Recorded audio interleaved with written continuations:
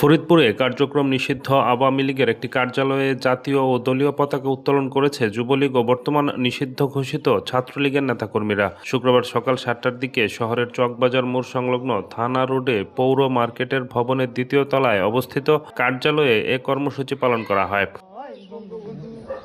প্রত্যক্ষদর্শীরা জানায়, পাশাপাশি থাকা ৩টি স্ট্যান্ডের মাঝে দুটিতে জাতীয় ও দলীয় পতাকা টাঙানো হয়। এ সময় যুবলীগ ও ছাত্রলীগের নেতাকর্মীরা জয় বাংলা স্লোগান দেয়।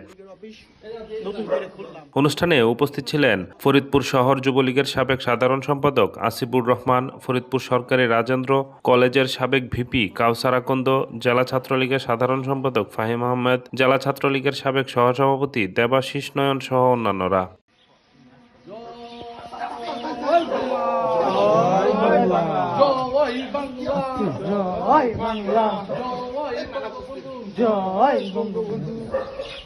মুজিবুর রহমান চৌধুরী নিক্সন ভাইয়ের নির্দেশে এবং হাসিবুর রহমান ফারহান ভাইয়ের নেতৃত্বে, কাউসারের নেতৃত্বে আমরা আজকে আওয়ামী লীগের অফিস নতুন করে খুললাম, পতাকা উত্তোলন করলাম।